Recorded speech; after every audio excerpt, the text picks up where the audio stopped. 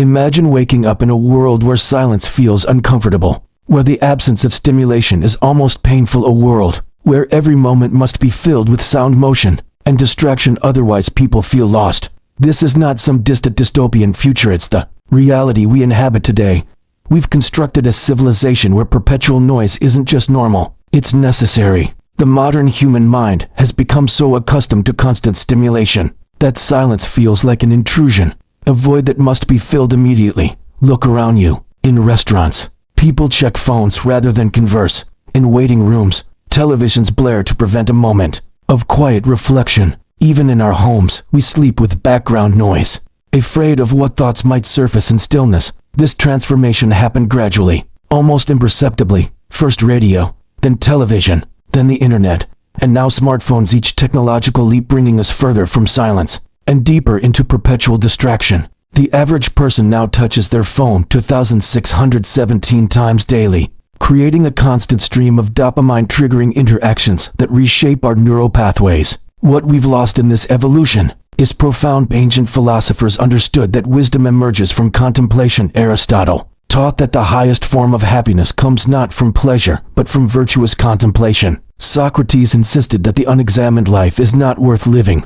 These weren't merely philosophical positions, they were recognitions of fundamental human needs. Today, we've replaced contemplation with consumption. Instead of examining our lives, we watch others live theirs. Instead of wrestling with difficult questions, we scroll past them. Instead of creating, we consume. The result is a peculiar form of emptiness, being simultaneously overstimulated and undernourished. This isn't accidental. The attention economy has discovered that human attention is the most valuable commodity in existence. Every notification, every autoplay feature, every recommended for you algorithm is designed with one purpose: to keep you engaged, to prevent silence from entering your consciousness. The business model depends on your distraction. Consider how we speak about entertainment now. We don't just watch shows, we binge them, using the language of addiction to describe our relationship with content. We talk about being hooked on series, about needing our fix of social media. These aren't innocent metaphors. They're accurate descriptions of neurological dependencies. What makes this particularly insidious is that unlike traditional addictions, this one is socially encouraged. We praise people for staying connected, for being up to date, for consuming the latest content. We've created a culture where distraction isn't just normalized, it's celebrated. The consequences extend far beyond individual psychology. Democratic societies require citizens capable of sustained attention and critical thinking. When a population becomes accustomed to constant entertainment, to simplified narratives, to emotional rather than rational engagement, the very foundations of civic life begin to erode. As Neil Postman warned decades ago, we risk amusing ourselves to death, but there is hope. The human spirit has an extraordinary capacity for awakening, and the first step toward freedom is recognizing the chains that bind us. Are you ready to see how deep this rabbit hole goes? The addiction to entertainment didn't happen by accident. It was engineered slowly, subtly, and intentionally through decades of psychological research and technological innovation. To understand how we became enslaved, we must first understand the mechanisms of our captivity.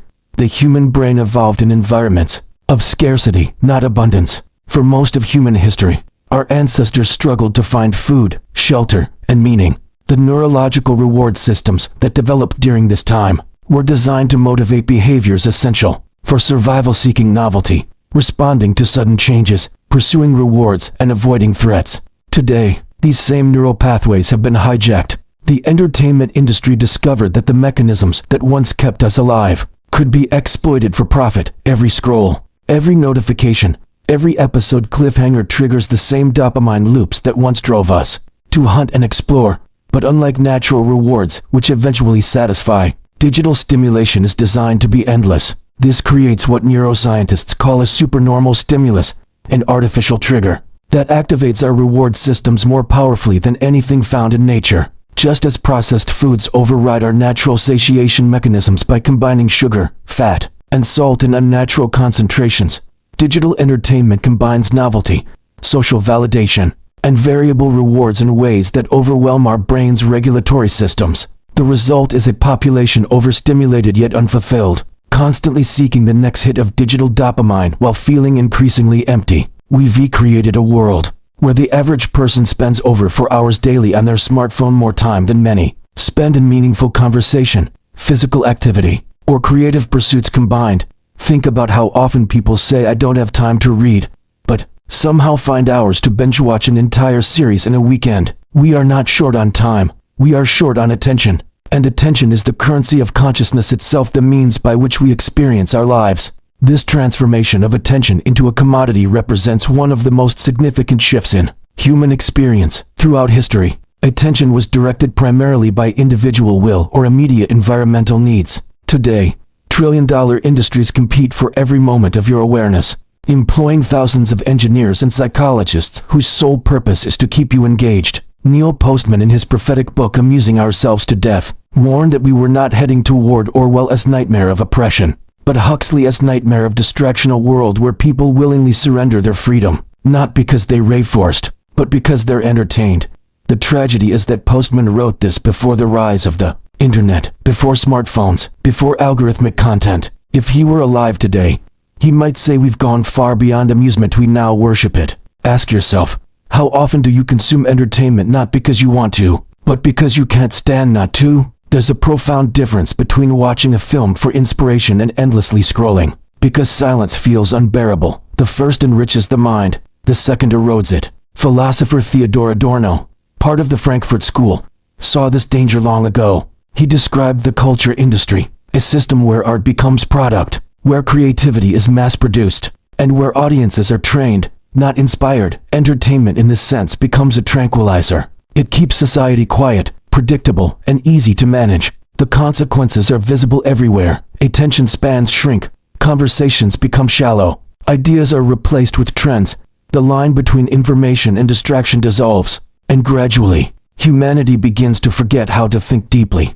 We start mistaking being informed for being wise. But here's the frightening truth. Constant entertainment doesn't just make us passive. It reshapes our brains. Studies in cognitive psychology show that overstimulation weakens our ability to sustain attention, to delay gratification, and even to experience joy in ordinary moments. The more we seek stimulation, the less capable we become of finding meaning. So ask yourself, are you entertained, or are you enslaved by entertainment?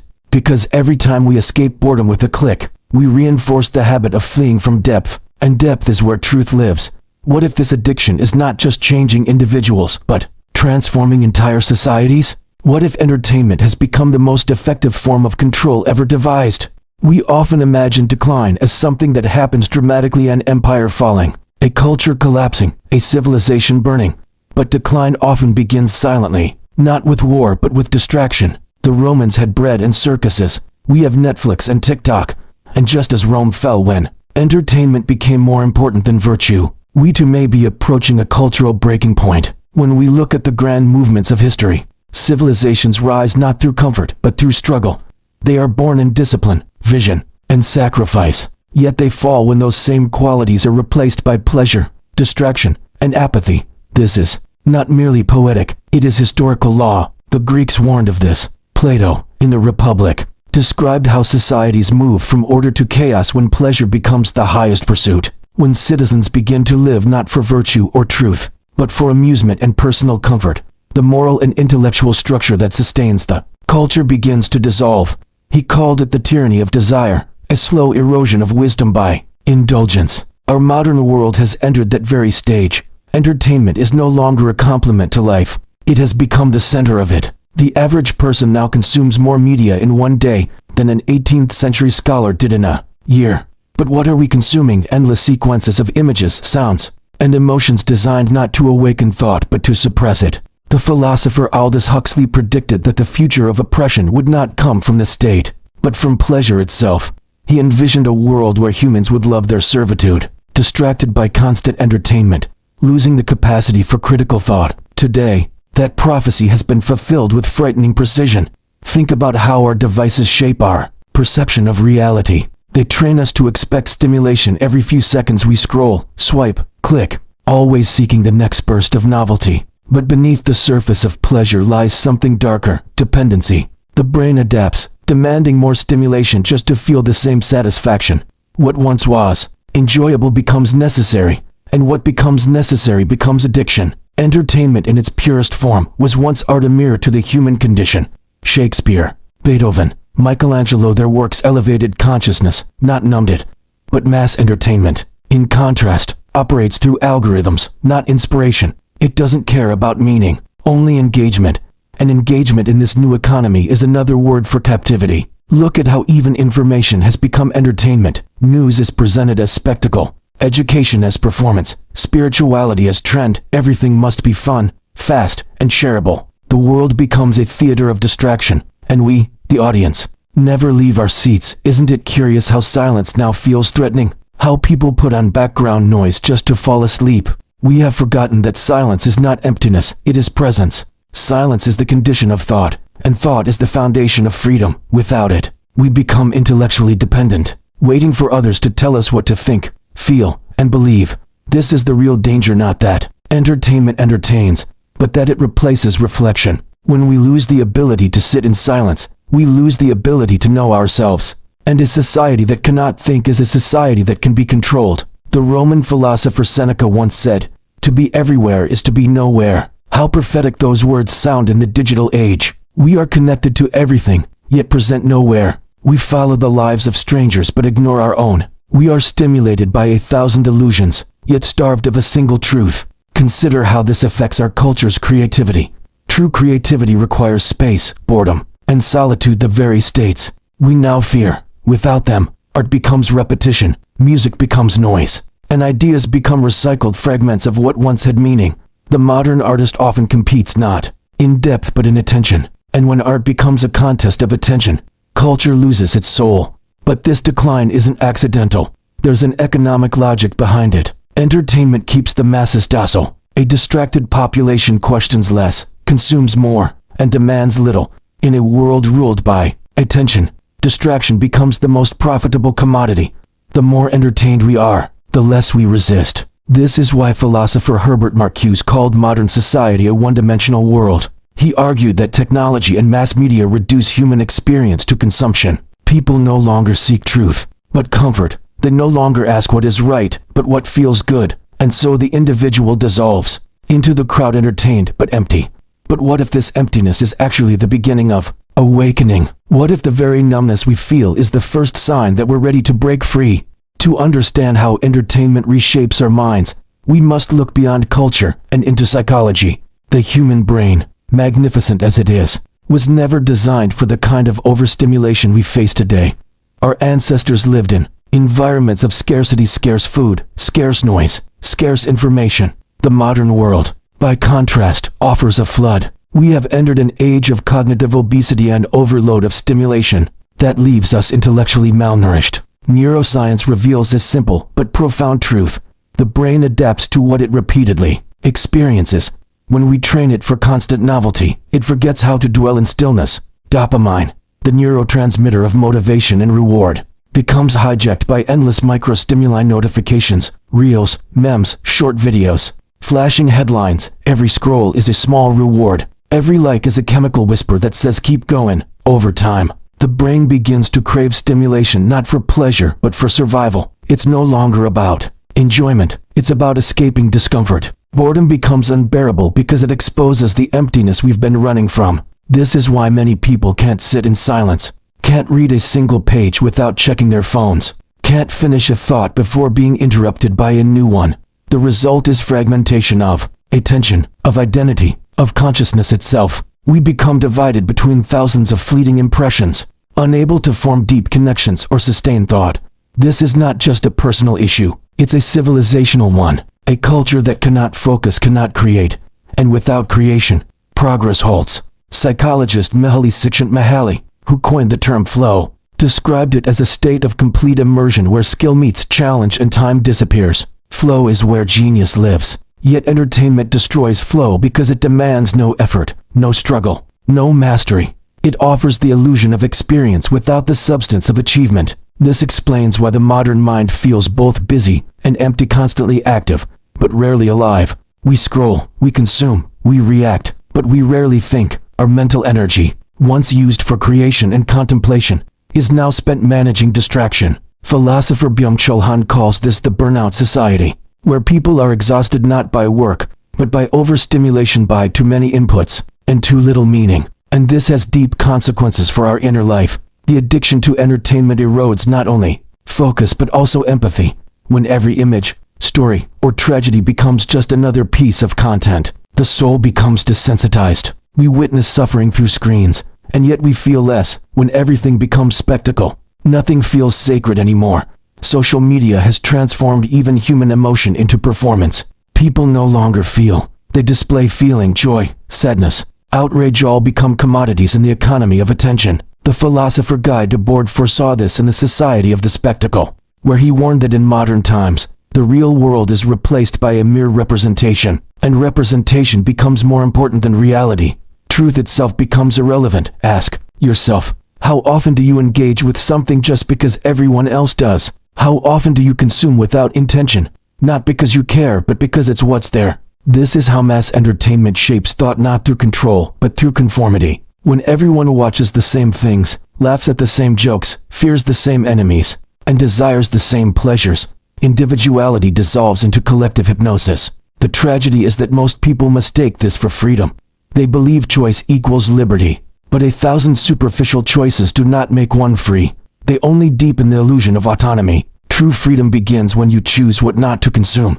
This addiction also weakens willpower, the cornerstone of personal evolution. Every time we choose the easy pleasure over the meaningful challenge, we train the brain to avoid discomfort. We condition ourselves for passivity, and passivity, multiplied across millions, leads to cultural stagnation. Nietzsche once warned that comfort is the enemy of greatness. He believed that struggle, solitude, and even suffering were the furnaces where the human spirit is forged. Yet in the age of entertainment, we avoid all three. We seek constant comfort, instant gratification, endless distraction, perpetual pleasure, and in doing so, we lose the very qualities that make us human. Resilience, depth, purpose. Entertainment, when used wisely, can inspire, but when consumed mindlessly, it transforms us into spectators of our own lives. We become passive observers, watching the world unfold while doing nothing to shape it. We begin to confuse living with viewing. But what if there's a way out? What if the very mind that has been enslaved contains the key to its own liberation? If we wish to heal from the addiction to entertainment, we must begin by understanding what it has stolen from us: silence, depth, presence, and the sacred relationship we once had with thought itself. Human beings were not made to live as passive consumers of constant noise. We were made to imagine, to contemplate, to create. The tragedy of our time is that we have traded creation for consumption, awareness for distraction, wisdom for amusement. But within every addiction lies the possibility of transformation. The same mind that is enslaved by stimulation can awaken to clarity. The first step is awareness. The moment we see entertainment not as harmless pleasure, but as a psychological ecosystem designed to control our attention. Once you see it, you can no longer unsee it. Ask yourself, who benefits from your distraction? Every second you spend lost in meaningless content enriches someone else, someone who profits from your inattention. Your time is currency, your focus is gold. The modern world trades in human consciousness, and attention has become the most valuable resource on earth. The corporations of distraction are not selling products, they are selling you, the viewer, to advertisers. And the price is your awareness. The philosopher Alan Watts once said, "You are under no obligation to be the person you were 5 minutes ago." That means you can begin the change now. Awareness breaks the chain. The next step is to reclaim silence. Silence is not emptiness, it is